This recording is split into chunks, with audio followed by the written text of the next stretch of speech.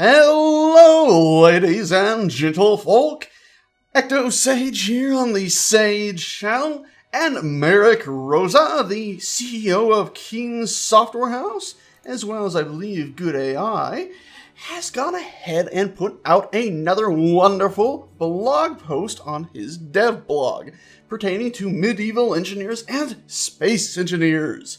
So what I'm going to do is, as per usual when he puts out one of these, is I'm simply going to go ahead, read through it, and interject anything I have to say here and there. All the while, the text will be up on screen if you'd like to read it there. It'll be moving with me. And also, of course, links down in the description below, so if you would like to go ahead and look at it and read through it in your own time, you can go ahead and do so there. Anyway, let's go ahead and get started, shall we? Stabilization period for medieval engineers and space engineers.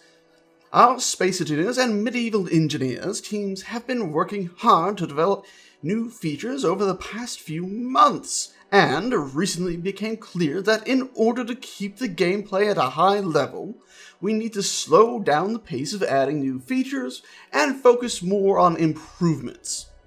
To say it in another way, we've been pushing towards new features in a highly motivated, almost crazy way, and it's time for a stabilization period. Smiley face. We added new features, and now we are working on improving these features and making them feel more complete by using opinions of the community. This is essential for titles that are available in early access. We enjoy getting feedback from the community that helps us in the process of optimizing the game. This means that starting this week, we are moving into a temporary feature freeze period. We will be focusing exclusively on finishing existing features and on bug fixes.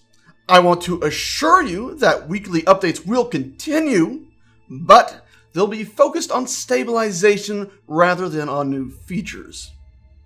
The stabilization period will allow us to fix issues that appeared after recent features were implemented and improve the overall gameplay.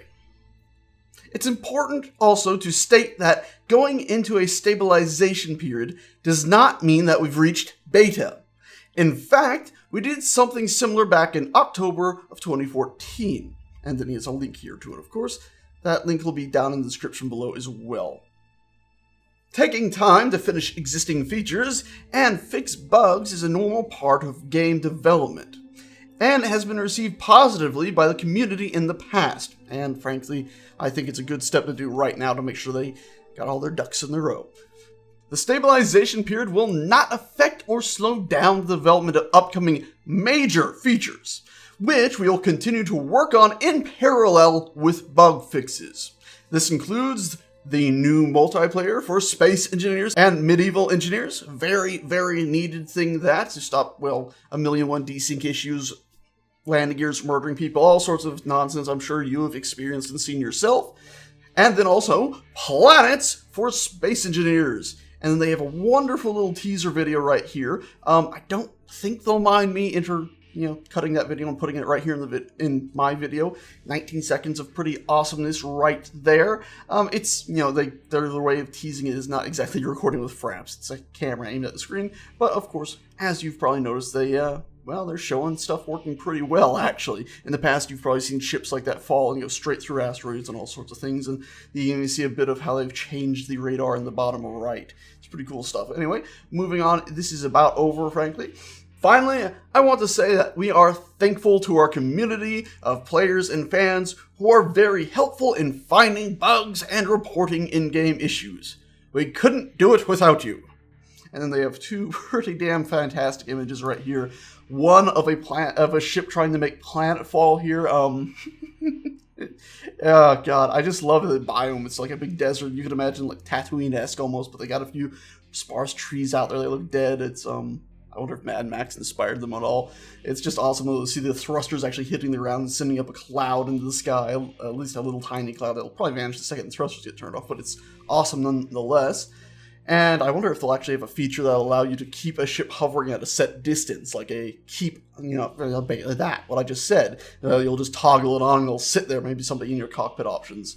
Similar to, what's that name of that game? Ah, yes. Empyrean Galactic Survival, which I'm sure you've seen on Aaron and Scott's channels, and I've taken a small look at it myself. I haven't done a video as of yet.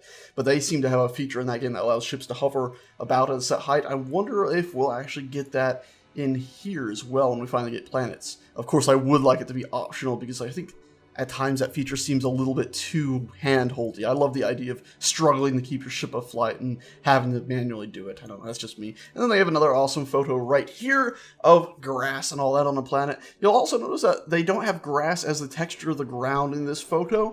I found that a bit interesting. I suspect they just haven't applied it yet, or maybe they have taken some feedback I gave in the past about that grass texture really getting on my nerves that I felt like the blades were huge.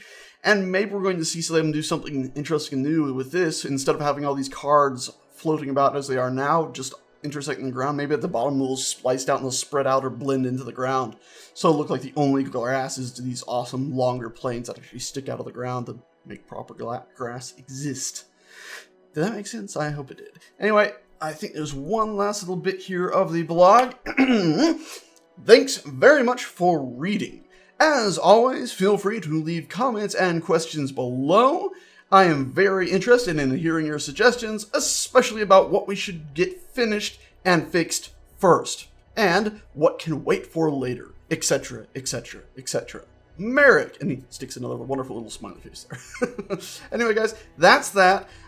You can always go ahead. He's asking for comments, not on my video. He's asking for on his blog. So once again, you have a link down in the description below of this video that you can go ahead and click, and it'll take you straight to his blog, where you'll be able to leave your feedback to him, or just thank him for going ahead and making sure the company periodically every now and again goes ahead and fixes some bugs that are becoming more prominent. And it is wonderful to hear that even though they are entering this state of bug fixes, that they're not going to stop working on planets and internet code stuff. That's something that I'm pretty sure their team has grown large enough that they can work on bug fixes and that stuff pretty much at the same time without much of a slowdown on either. Anyways, that's it. Thank you a bunch for watching, or at least listening, and I shall see you guys and gals next time. Ta-ta.